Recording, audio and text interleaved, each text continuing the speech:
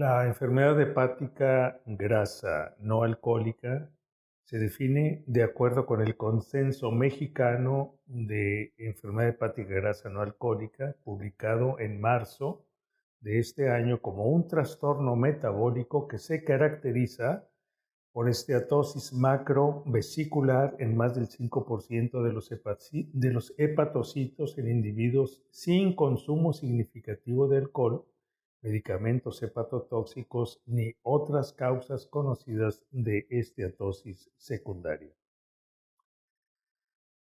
Los estadios de la enfermedad hepática grasa no alcohólica son desde una esteatosis simple, en donde no hay inflamación, pasando por un estadio en donde hay inflamación, necrosis y algo de fibrosis, como es la esteatohepatitis no alcohólica, seguida de un proceso de fibrosis importante que puede llegar a producir una cirrosis hepática y finalmente un cáncer hepático.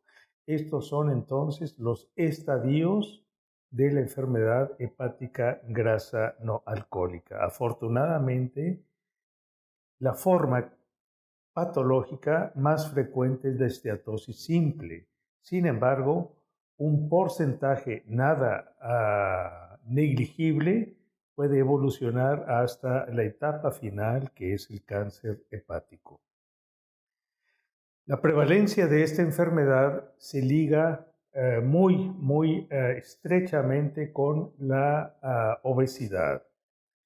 Sin embargo, en la población general mundial afecta hasta el 30% de la población. Los pacientes que tienen esteatosis simple pueden progresar en un 5 a un 10% a una esteatohepatitis no alcohólica. Recuerden que es la forma en la cual hay inflamación y puede llegar a evolucionar a una cirrosis hepática.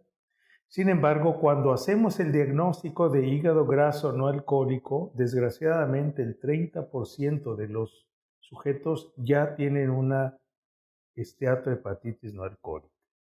Como decía, como es una condición que se asocia con la obesidad, del 80 al 90% de los individuos obesos pueden tener hígado graso no alcohólico.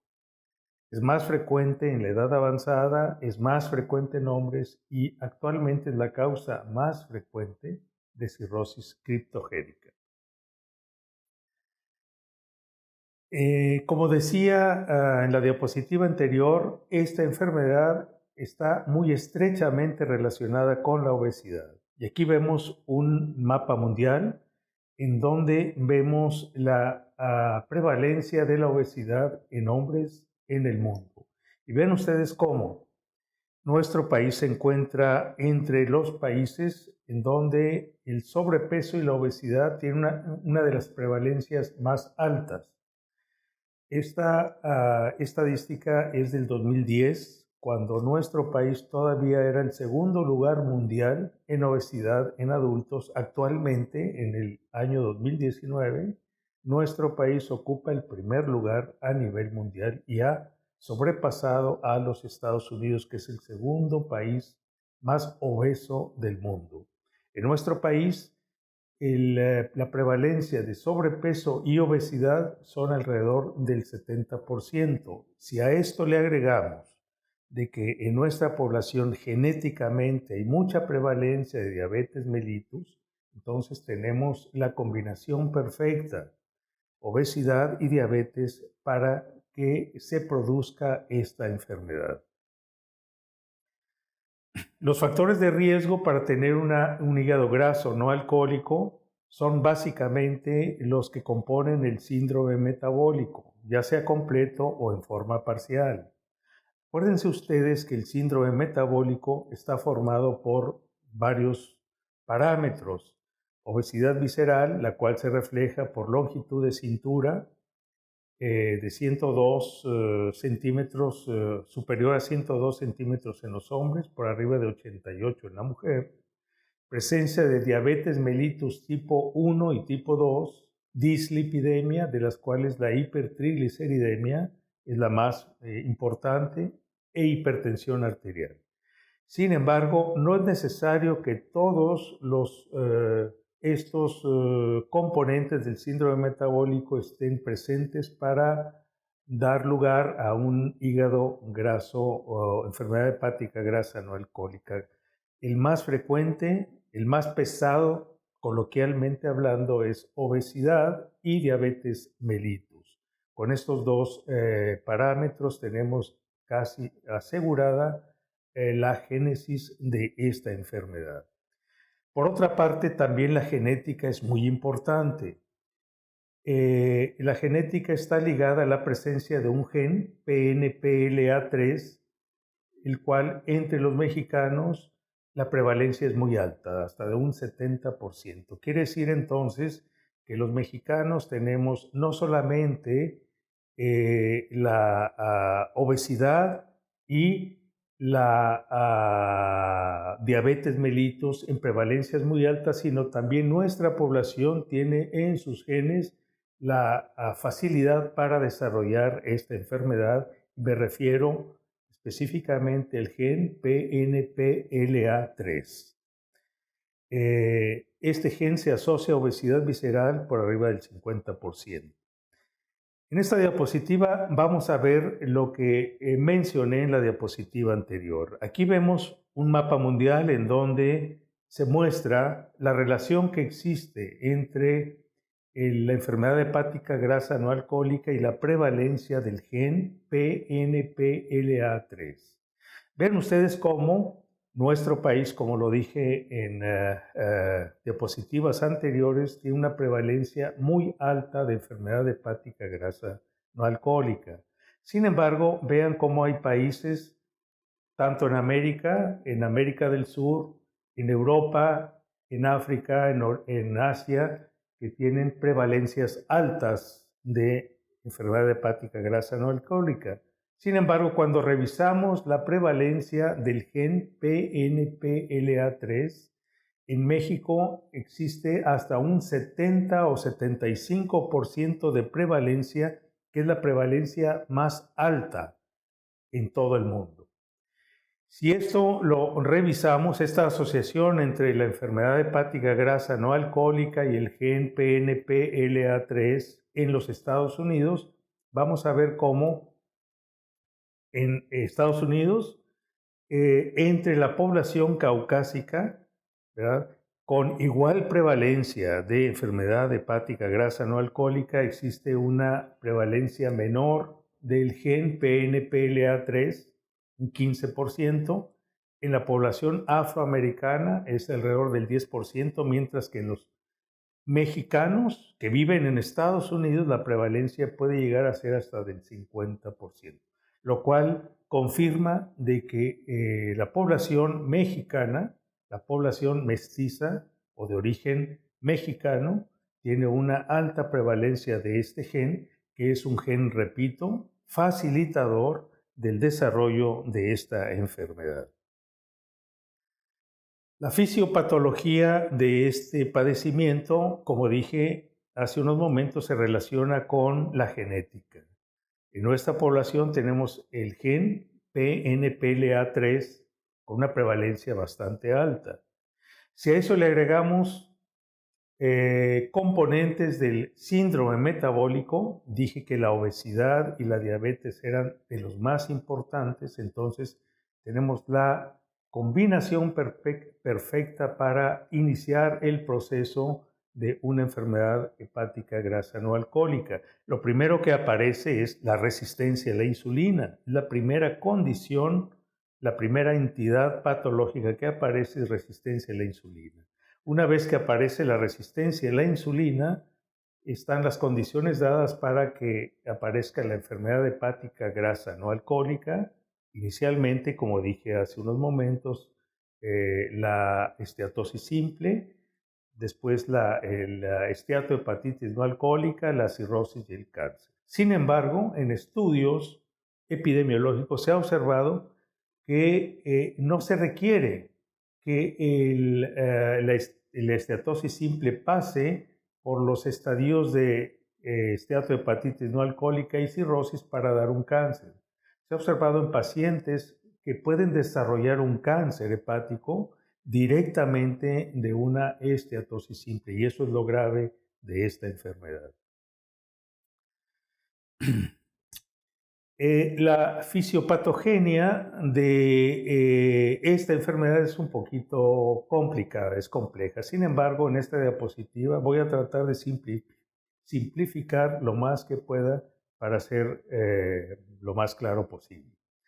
En primer lugar, dijimos que la diabetes mellitus produce hiperglucemia y resistencia a la insulina. Por otro lado, el tejido graso está en un estado mórbido, el cual produce mediadores químicos como es la leptina y el factor de necrosis tumoral alfa. La resistencia a la insulina produce liberación de los ácidos grasos libres y además produce la génesis de lípidos de nuevo a nivel del hepatocito. Esto conduce a un incremento en la presencia de ácidos grasos libres en el hepatocito. Estos ácidos grasos libres forman triglicéridos, los cuales se acumulan en el citoplasma del hepatocito produciendo esteatosis. Si a esto le agregamos que la exportación de los triglicéridos en lípidos de muy baja densidad se encuentra bloqueado, entonces lo que hace es acumularse más todavía los lípidos a nivel de los hepatocitos. Se desencadena un incremento del estrés oxidativo a nivel mitocondrial, tratando de detoxificar a estas células del exceso de grasa. Se forma un exceso de radicales libres. Los radicales libres producen peroxisomas y estos elementos son importantes para la muerte celular, para la producción de necrosis. Entonces hay necrosis celular, inflamación. La inflamación produce la secreción de mediadores químicos, los cuales junto con las adipocinas que vienen de los hepatocitos estimulan a la célula estelar a producir fibrosis, y aquí tenemos ya todos los elementos necesarios que caracterizan histopatológicamente a esta enfermedad. Esteatosis a nivel del citoplasma del hepatocito, tenemos inflamación, necrosis celular y fibrosis. El cuadro clínico de esta enfermedad lo podemos dividir en dos etapas. En etapas iniciales, la mayoría de los pacientes son asintomáticos, y esto es lo más peligroso, porque quiere decir entonces que esta enfermedad puede avanzar de una forma larvada o de una forma insidiosa. Es la principal causa de transaminasas elevadas en pacientes no alcohólicos que no tienen virus, como enfermedad hepática o causa de enfermedad hepática, autoinmunidad u otra causa conocida. La fatiga, si es que hay algún síntoma, es lo más común. Puede haber una molestia vaga en el cuadrante superior derecho, y a la exploración física es muy importante constatar si hay sobrepeso u obesidad, cosa que no es muy difícil de comprobarlo. En etapas avanzadas, es decir, cuando hay fibrosis o cirrosis, hay síntomas de enfermedad hepática compensada o descompensada. Puede haber ictericia, ascitis, sangrado del tubo digestivo alto o encefalopatía. Y a la exploración física podemos encontrar estigmas de hepatopatía, ascitis, etc. Repito, lo más común es ver pacientes en etapas iniciales en donde o no hay síntomas o los síntomas que hay son muy vagos, y los hallazgos de la exploración física son muy escasos. Los exámenes de laboratorio también los podemos dividir en aquellos en etapa inicial y en etapas avanzadas. Aquellos en etapa inicial Lo más relevante, si es que hay algún parámetro anormal, es la elevación de las transaminasas, las cuales son persistentes y fluctuantes. Estas transaminasas se pueden elevar en un 50 a 90% de los casos. Sin embargo, hasta un 20% de los pacientes que tienen esteatohepatitis no alcohólica pueden tener enzimas normales. Y eso no excluye que tengan inflamación y que tengan fibrosis. Las transaminasas, la más elevada es la ALT. Esto hace que la relación AST sobre ALT sea menor de 2. Y esto es muy importante, porque cuando la relación AST sobre ALT es mayor de 2, o más aún, mayor de 3, podemos entonces sospechar de que el paciente está cursando con una esteatohepatitis de origen alcohólico y no una metabólica, como la que estamos hablando. Los triglicéridos se encuentran elevados, por lo general, la gamma GT, que es una enzima hepática, se encuentra elevada y se encuentra hiperglucemia, sobre todo en pacientes que tienen diabetes mellitus. En etapas avanzadas, pues vamos a encontrar hallazgos que nos confirman la presencia de una insuficiencia hepática. Albúmina baja, tiempo de protrombina prolongado, bilirrubina total anormal, anemia, anticuerpos antinucleares positivos en un 10 al 25% de los casos, hiperglucemia en el 30 al 50% de los casos. Si el paciente tiene glucemia normal, podemos hacer una curva de tolerancia oral a la glucosa y vamos a encontrar que en el 80% de estos pacientes se encuentra anormal esta prueba, lo que habla de que hay un metabolismo glúcido alterado ya en estos pacientes. Hipertrigliceridemia lo vamos a encontrar en un 20-80% de los casos y en pacientes que tienen hipertensión portal trombocitopenia. ¿Cómo diagnostico la enfermedad hepática grasa no alcohólica? Pues con base en todo lo que hemos hablado, haciendo una buena historia clínica, descartando otras causas de enfermedad hepática, entre las cuales la más importante en nuestra población es la alcohólica. Hay que interrogar bien a los pacientes, hay que ver algunos parámetros que están ligados precisamente con esta enfermedad, es decir, hacer una buena historia clínica. Si después de que hace uno una revisión completa del paciente sospecha de la enfermedad, el estudio que se debe de solicitar de elección es un ultrasonido abdominal. ¿Por qué un ultrasonido abdominal? Pues porque es un estudio muy accesible, no es invasivo, es decir, carece de riesgos y además es de costo bajo, y lo que es más importante es que tiene una sensibilidad y una especificidad bastante alta para detectar hígado graso. Sin embargo, hay que aclarar que este procedimiento no nos va a hacer diagnóstico ni de inflamación ni de fibrosis. Solamente nos va a decir quién tiene o no hígado graso. Tenemos que hacer otros procedimientos para poder definir quién tiene inflamación y quién tiene fibrosis, que son los parámetros importantes en el pronóstico de estos pacientes. ¿Qué es lo que vamos a encontrar en un ultrasonido abdominal que nos diga de que hay una esteatosis hepática? Pues un hígado brillante con aumento de la ecotextura en relación al riñón, vasos borrosos y atenuación como lo que les estoy mostrando en esta diapositiva. Y aquí tenemos el aspecto ultrasonográfico de un hígado graso clásico. Aquí tenemos al hígado, vean cómo es un hígado prácticamente blanco, ¿verdad?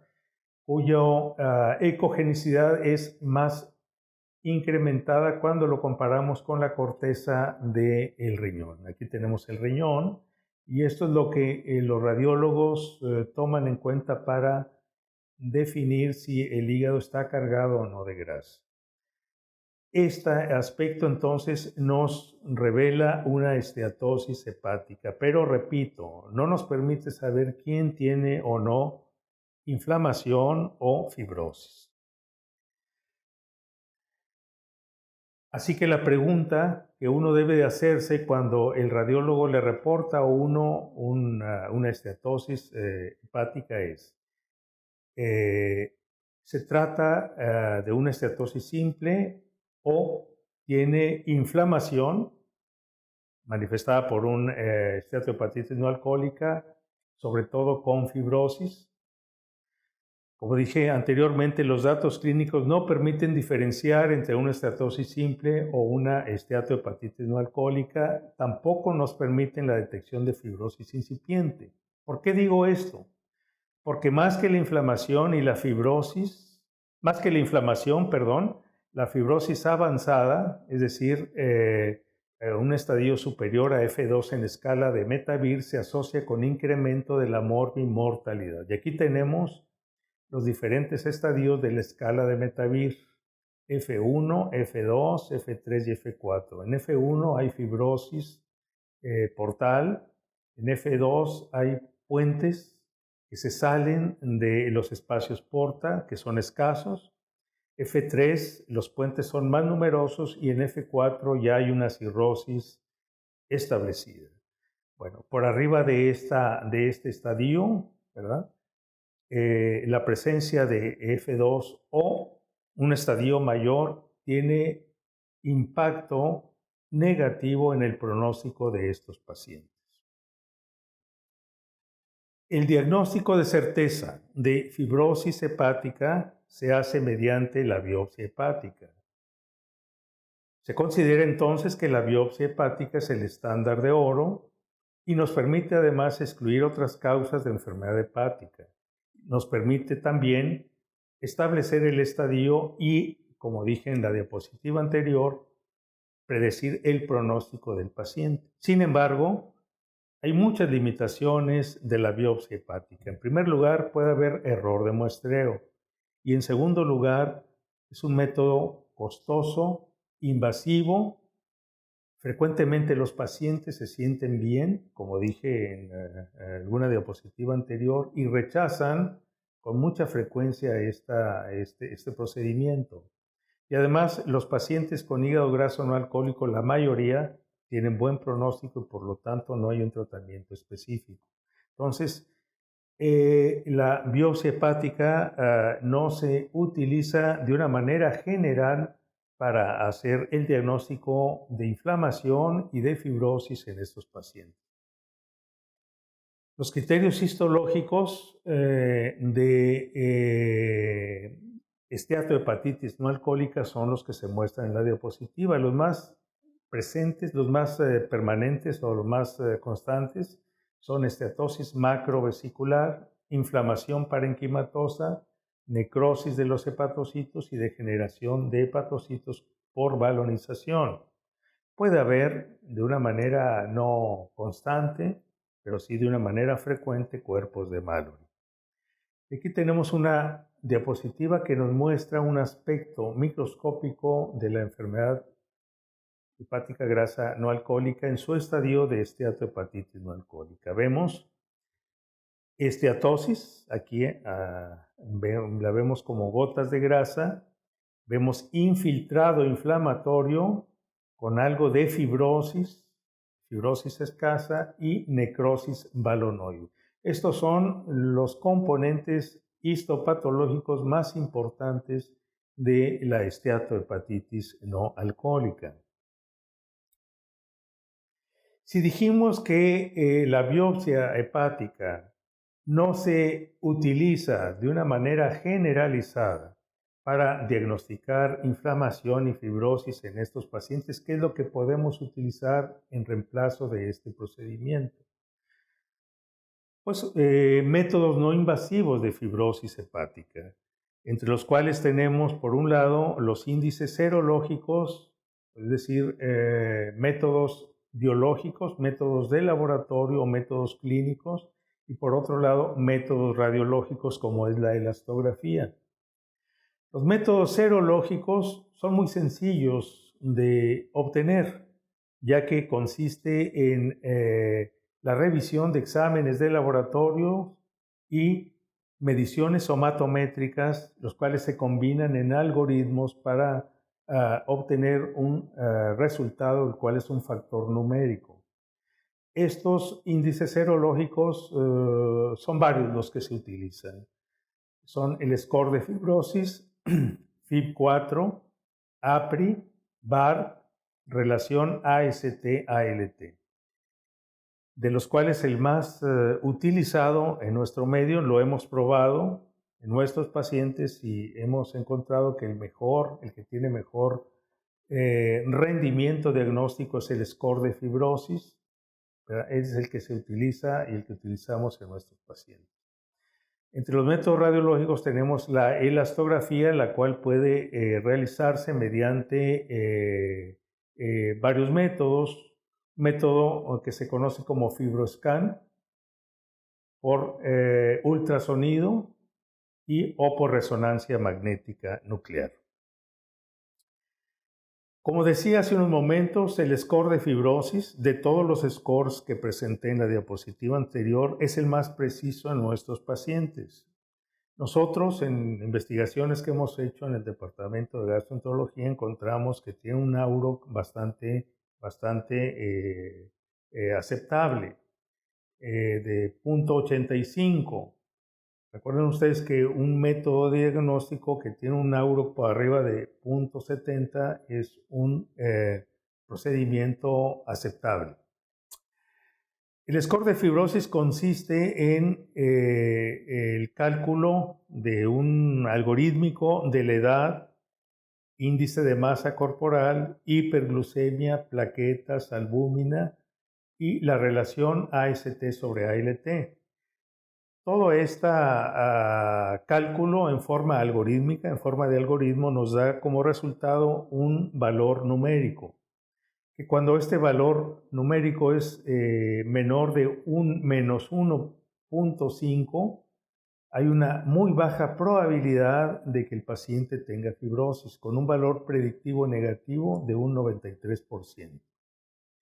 Cuando este score es mayor de 0.67, hay una alta probabilidad de que el paciente tenga una fibrosis significativa con un valor predictivo positivo de 90%. Cuando el valor numérico se encuentra entre estas dos cifras, entonces la probabilidad de que tenga una fibrosis significativa es intermedia.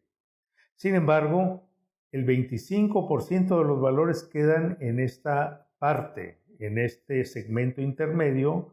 Esto significa que si aplicamos el punto de corte alto y bajo, se puede evitar la biopsia en un 75% de los casos con una predicción correcta del 90%. Como ven ustedes, este score nos permite seleccionar mejor a los pacientes que son susceptibles de indicárseles una biopsia hepática y no tomar a todos, al 100% de los pacientes, como candidatos a una biopsia hepática. Ahora, la elastografía es un procedimiento radiológico que consiste en medir la dureza del tejido hepático mediante la aplicación de una onda de vibración indolora, la cual genera una onda cisagueante elástica que se propaga a través de la piel y el tejido subcutáneo hasta el hígado. La velocidad se determina en kilopascales. Por arriba de 9.6 kilopascales se considera que puede haber una alta probabilidad de fibrosis significativa, y cuando el valor es menor de 7.9 kilopascales, la probabilidad de que el paciente tenga fibrosis significativa es muy baja.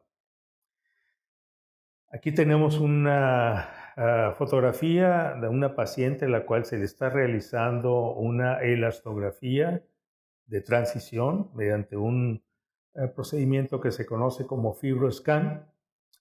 Y hay también que señalar que el score de fibrosis, que ya explicamos en una diapositiva anterior, y la elastografía se pueden usar en forma combinada para incrementar el rendimiento diagnóstico de la fibrosis.